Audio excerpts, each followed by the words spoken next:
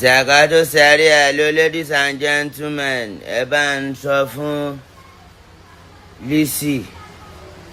ABOLÀWO ó fi gbogbo owó fi bóra tán ẹni kó lọ bímọ bó bá ti bí kan tẹ́lẹ̀ fẹ́ lòmíì ṣé n tó wà nílé ọkọ ẹ̀ ṣé kò ní bímọ fọ́kọ ẹ̀ ẹni kó fèsì iṣẹ́ ọwọ́ ẹ̀ o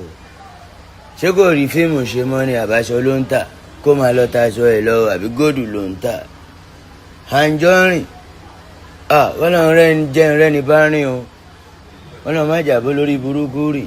òun sọ̀rọ̀ mi láti jọ ẹ̀mọ́ ò ta sí ẹ wọ́n ní wèrè ní ẹ wọ́n ní wèrè ní ẹ wọ́n ní wèrè ní ẹ kókó fi ẹlẹ̀ kó ní pépà wá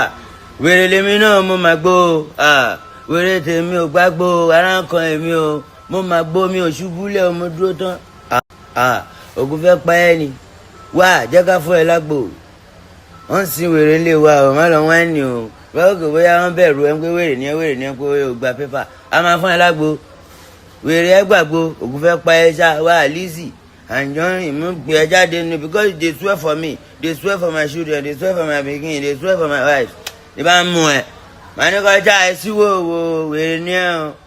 wọ́n máa nù ẹ pa wọ́n máa já ẹ sí wòwò náà wèrè náà sì ni ẹ fún lágbo wèrè mu wèrè náà sì ni wà ìwà tó lówó tó ń ṣe bí olóyè búkú bẹ́ẹ̀ sọlọ́n fẹ́ bá tiẹ̀ jẹ́ ni wà o mẹ́rọ ẹ ọ̀rọ̀ mi my name comot my name for your mouth o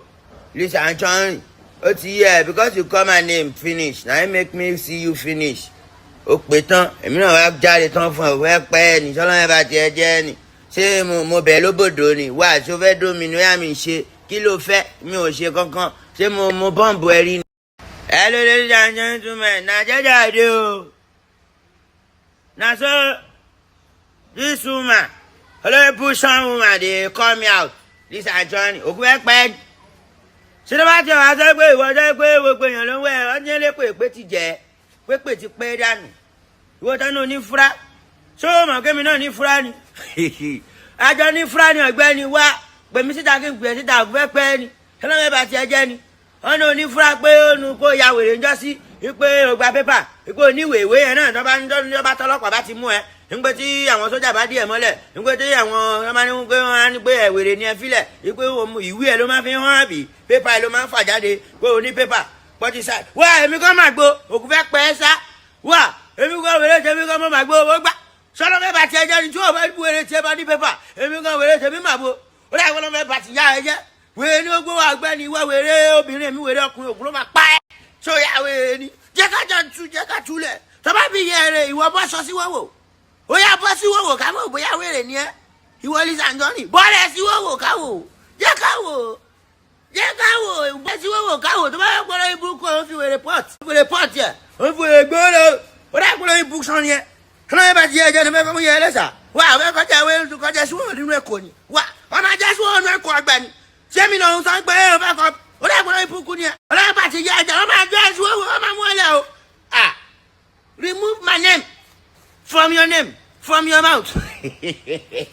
ṣọ́ọ̀kù fẹ́ pẹ́ ni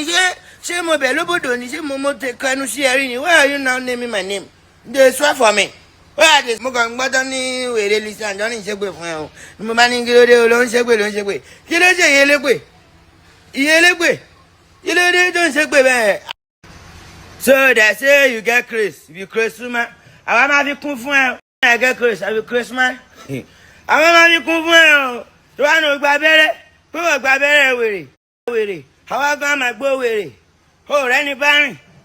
Ìwọ LIZZY tó rẹ̀ ní bá rìn. Ó dà ìwé olóyún burúkú ni ẹ. Èmi lòun ọkọ ọlọ́kọ. Èmi ọkọ ọlọ́kọ lòun gbéṣẹ́ pè bẹ́ẹ̀ yẹn. Lòun sọ̀rọ̀ mi bẹ́ẹ̀ yẹn. Ó wà lórí tébù. Ó dẹ̀ tán kámẹ́rà. Ó lè sọ̀rọ̀ ọlọ́kọ àtọmọ ọlọ́mọ ń gbẹ́ mọ́ mi ṣépè ń gbé bíjà bí ṣépè ogun ló máa pa ẹ́ o má wọ̀ rí o ANJORIN jẹ́ ká pàdé patí tó bá bí ìyá ẹ̀rẹ̀ jẹ́ ká pàdé patí sọ́nà ìyá wèrè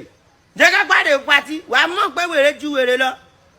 wèrè ọkùnrin òun ló ń dó wèrè obìnrin wàá mọ̀ wèrè dó wèrè màá jẹ́ kó mọ̀ pé wèrè dó wèrè tèmi àti ẹ bá pàdé àfikún bọ́ra ẹ̀ sí wòwò àfikún bọ́ra ẹ̀ sí wòwò wàá mọ̀ pé wèrè dó wèrè á dó wèrè wèrè apọ́nmọ́ olóríbùsọ ni ẹ́ àwọn làwọn ta ló bẹ̀tẹ̀ kò léèyàn gidi lẹ́yìn olóbùsọ kọ́ ló ń jẹ́ kárẹ́ ní bá rìn ẹ wo wúmà yìí ọgbẹ́ni ta ló ṣe sáwọn fẹ́ẹ̀kì tó ń wọ̀ àbúrò ibùsọ ni ẹ́ ìwọ táyé ti kẹ̀yìn sí ìwọ tó rẹ̀ ní bá rìn ṣé orúkọ mi lórí fẹ́ máa fi rẹ́ni jẹ́jẹ́ mi ni mo wà o lọ́ngbẹ́ mi ṣẹ́gbẹ́ o wèrè lórí ibùkún wúmà lórí yẹn tó máa ń ṣẹ́gbẹ́ yẹn ni o wọ́n ní pé ló máa ń ṣẹ́ lọ́nláìn ẹ fẹ́ pé a fẹ́ pé ṣé òun máa jẹ pé lọ ni a máa fi kún fún máa lọ́sàlẹ̀ o máa ní kọ́ yí pín fún ẹ o máa ní kọ́ yí pín fún ẹ o máa lówó dé o máa lọ Benin Republic o máa ní kọ́ yí pín fún ẹ o kọ́ ṣẹ́jú sí ẹ nǹkan ṣe o ókè mi ló ń bá. tó ẹ̀yin èèyàn wa ẹ̀ máa ti gbọ́ nǹkan tí arákùnrin tí ó wà ní fídíò yìí sọ lórí ọ̀rọ̀ Lizzy Anjorin tí gbogbo arákùnrin tí gbogbo wa mọ̀ sí Portable olórin kí ni tí ẹ lérò lórí ìjà tí ó ń lọ láàrin àwọn méjèèjì yìí o. Anjorin kọ́ ló ń jó rẹ́ni bá rìn.